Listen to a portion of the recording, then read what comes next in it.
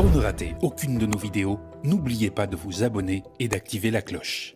L'éducation de qualité, c'est une éducation qui permet, n'est-ce pas, d'avoir des citoyens compétents, à même de concourir avec les autres sur le plan international et, j'allais dire, résoudre les problèmes qui allaient se présenter à la Côte d'Ivoire.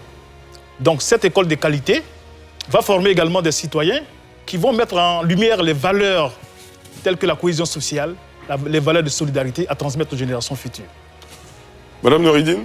Oui, ce thème fait suite au thème des 2 dernières années, tous responsables pour une école de qualité, et on appelle justement à l'engagement de tous.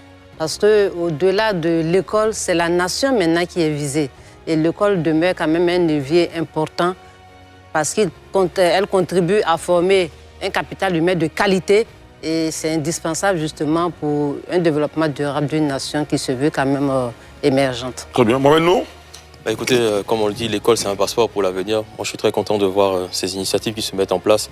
Notamment il faut noter que depuis 2011, on a quand même le nombre de collèges et de lycées qui ont quasiment triplé. Ça c'est à féliciter. Après, quand on veut rentrer dans le fond, quand on veut parler justement d'écoles de qualité, je pense qu'on aura l'occasion d'en débattre tout à l'heure. Bien sûr. Et donc on aura pas mal de questions à poser pour voir effectivement quels seront les agrégats que vous allez mettre en place justement pour que cette école-là soit de qualité pour la période 2026-2030 comme le PND l'a défini. Mélina?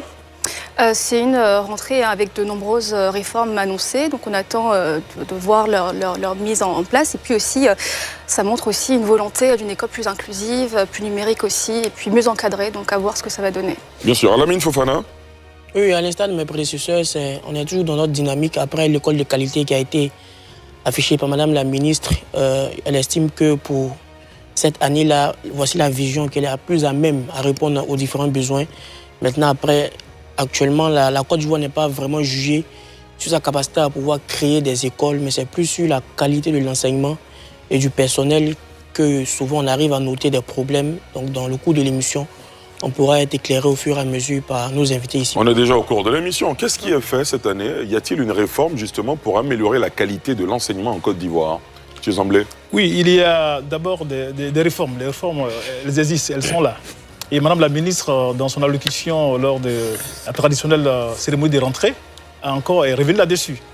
Nous avons des réformes, un peu comme vous avez vu tout à l'heure, je le disais, la révision de la carte scolaire qui oblige maintenant, pour la construction d'une école, il faut 7 classes. On est donc allé au-delà de 6 classes pour prendre en compte la classe pré-primaire. Tout cela dans le sens de démocratiser l'enseignement préscolaire. Vous savez, et je ne vous